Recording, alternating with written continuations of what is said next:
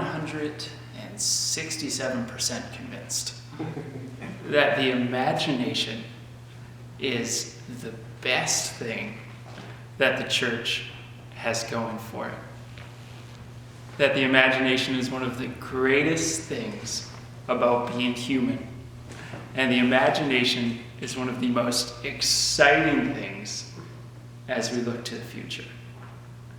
I think stories, sharing stories, and listening to stories has the capacity and power to spark our imaginations and to open our hearts and our eyes and our lives to see God and the beauty of the world in a much more full and vast way.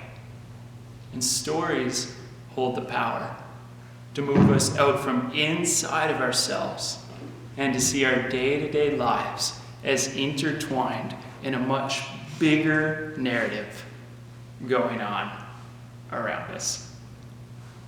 That is why I'm so deeply inspired myself, by Rob, by Mark, and all the good crew here at St. Mark's. Thank you for having me. I've been inspired hearing that you've been gathering with different leaders, different churches, listening to stories, taking part in Lent, having your imaginations shaped.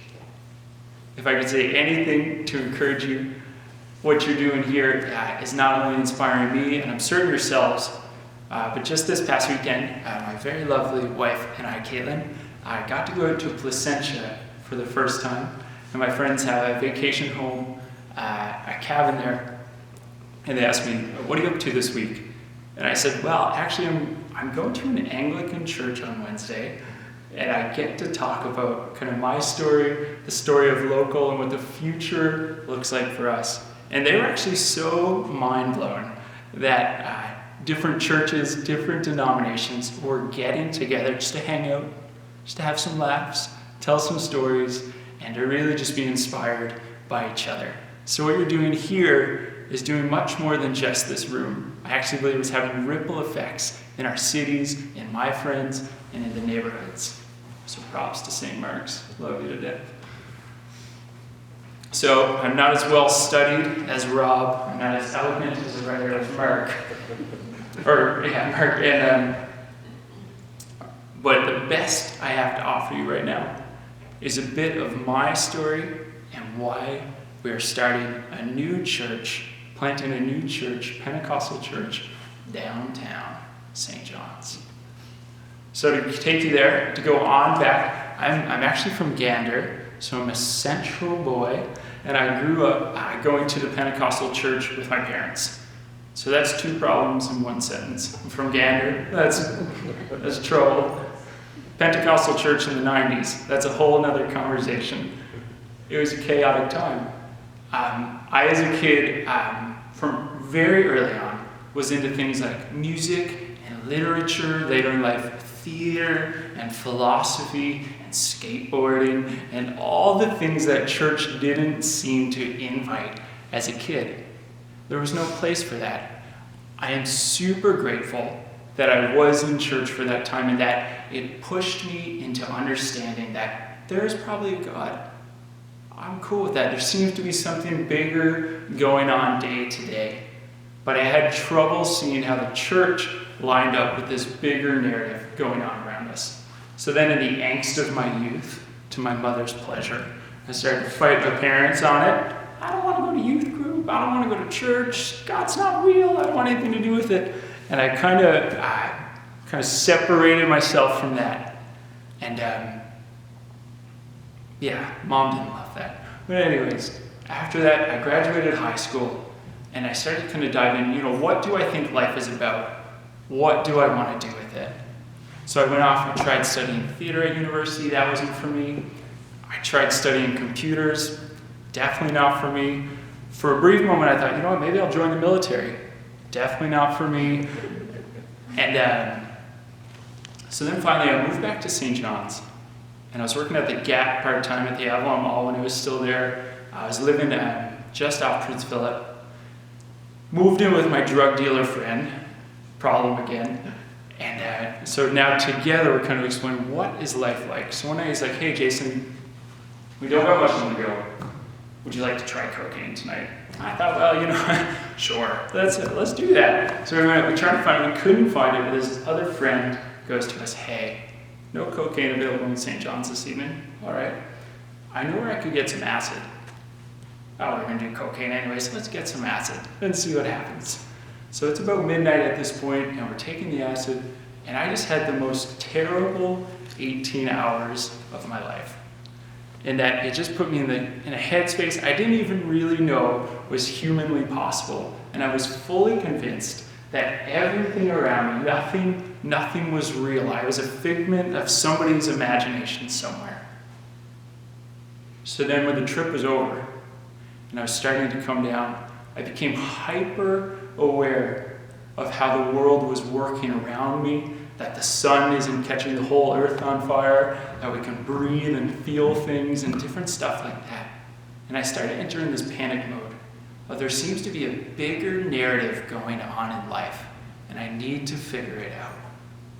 And so luckily, due to my upbringing in the Pentecostal church, my sweet mother, I started to ask all of my questions in the direction of Jesus.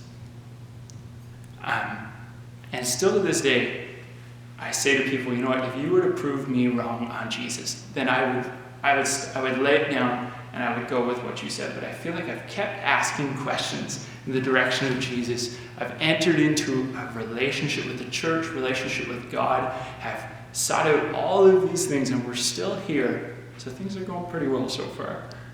But anyways, I, in a very quick amount of time, started to follow Jesus, took off to Toronto to study theology. Really wanted to figure this out. That was a very difficult transition. It was like living in like a Bible camp 24/7, so I left that very fast, came back to St. John's and started to study philosophy full time. And this is where life really started to make sense to me. I was newly a Christian, newly discovering the beauty of who Jesus is, and just living that out around a slew of people who have nothing to do with Jesus in the philosophy department. So it really made me own my own thoughts and my own beliefs. That being said, I was still involved in certain scenes in St. John's, the music scene, the art scene, the poetry scene, things like that. And I remember in those few months being so deeply inspired that Newfoundlanders, and especially young hipsters downtown, are super passionate about the heritage, the future, and the current state of our city, and this land, and these people. And I remember even then thinking, that care, that love for this place and these people, that sounds a lot like Jesus to me. And that deeply influenced me. So I took off to Toronto again, tried the theology thing, it worked out, met my wife, it was lovely, we spent time in Toronto, all was well. Didn't think we'd be back to Newfoundland anytime soon. Pentecostal denomination calls me up. Jason, we're thinking about church planting. Are you interested in downtown? Yes, let's do it. And so we don't know much yet. We've just gotten here in September. So it's all very fresh. Caitlin is trying to figure out what this land is like.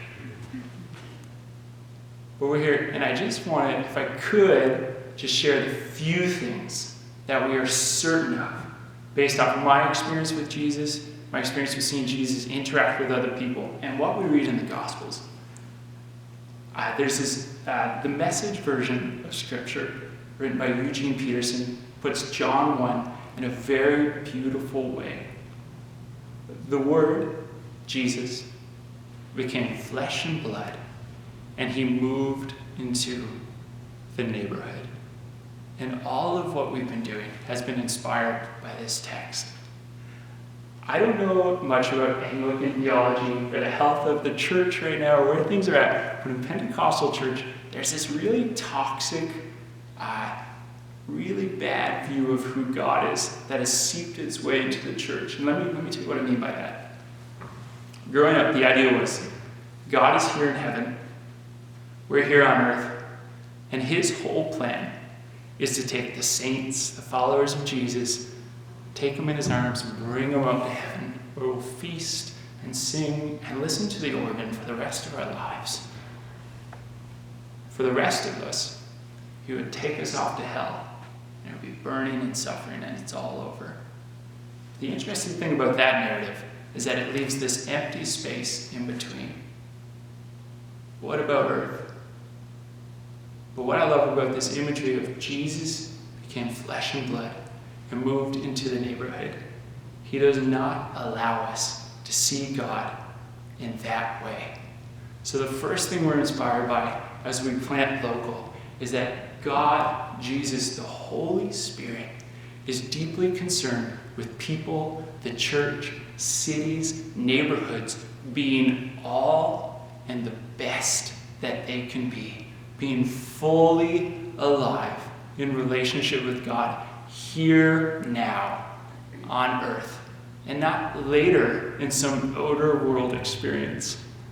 Secondly, as we get going with local and try to keep true to the culture of St. John's and this idea of who Jesus is the idea that we don't want to build a church and necessarily just have four walls. We stay in there, we all agree with each other, we all look the same, we don't swear, we don't drink, we don't chew, we're Pentecostals.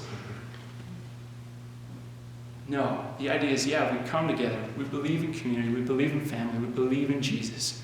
We sing together, we pray together, we look at the scriptures. But if we're going to follow this pattern of Jesus as we're inspired and transformed, we then as a group move into things that are happening in our neighborhood. And just like God, come alongside of the neighborhood. If you're a musician, you should probably be downtown playing music alongside the other musicians. If you are involved in social justice, there is so much good stuff going on in St. John's. So how do we mimic Jesus